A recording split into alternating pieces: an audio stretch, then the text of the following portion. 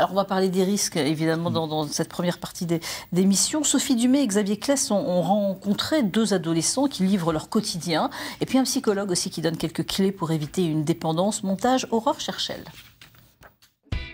Les adolescents et leur smartphone, une histoire d'amour, une passion envahissante. Nina et Paul ont 16 ans, ils sont lycéens. Ils ont bien voulu nous raconter leur quotidien. Tous les deux passent au moins 3 heures par jour sur leur écran de téléphone. Le matin, quand je me lève, j'éteins mon réveil qui est sur mon téléphone. Donc le téléphone, il n'est pas très loin de moi, enfin, il est toujours dans ma chambre. Après, le matin, je l'utilise pas trop parce qu'il faut que je me prépare, donc j'ai pas forcément le temps. Et le soir, quand je rentre chez moi, j'utilise beaucoup dans n'importe quelle pièce, enfin, où je vais, il est avec moi et voilà. Et je l'utilise beaucoup le soir. Il n'est pas dans ma chambre, il est à un étage en dessous. Comme ça, je ne suis pas tenté de le prendre quand j'essaye de m'endormir. Et quand je me réveille, je prends ma douche d'abord et ensuite je descends. Donc je ne suis pas tout le temps avec mon portable dans la nuit, quoi. Passent-ils trop de temps sur leur smartphone? La question commence à se poser. Des psychologues, des pédiatres tirent la sonnette d'alarme quant à la dépendance possible des écrans sur les enfants et les adolescents.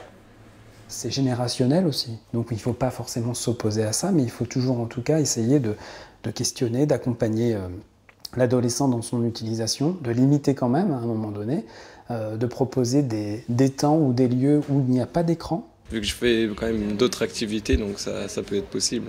C'est un peu, je dois faire un effort, mais ça va quand même. J'ai du mal à m'en passer toute une journée. Après, c'est réalisable, hein, mais c'est difficile. Qu'est-ce qui te manque à ce moment-là?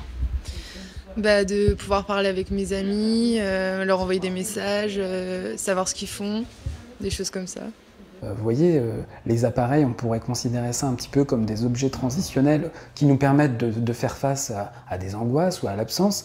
Mais du coup, là, ça comble peut-être un peu trop les choses. Et on ne sait plus être seul, on ne sait plus faire face à l'absence. Et ça, c'est peut-être un peu plus problématique aussi. À partir de quand doit-on s'inquiéter? Une consommation trop importante d'écran peut avoir des conséquences insoupçonnées.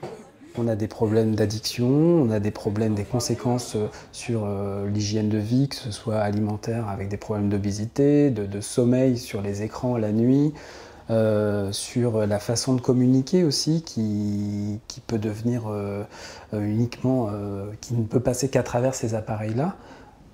Voilà, tout ça, c'est des problèmes qu'on rencontre aujourd'hui. La question aussi d'études qui ont montré qu'il pouvait y avoir des aspects dépressifs liés à l'utilisation des réseaux sociaux lorsqu'on est plutôt passif face à ça. C'est-à-dire que lorsqu'on regarde ce qui se passe dans la vie des autres et qu'on se dit finalement la vie des autres a l'air mieux que la mienne alors que ce n'est pas le cas.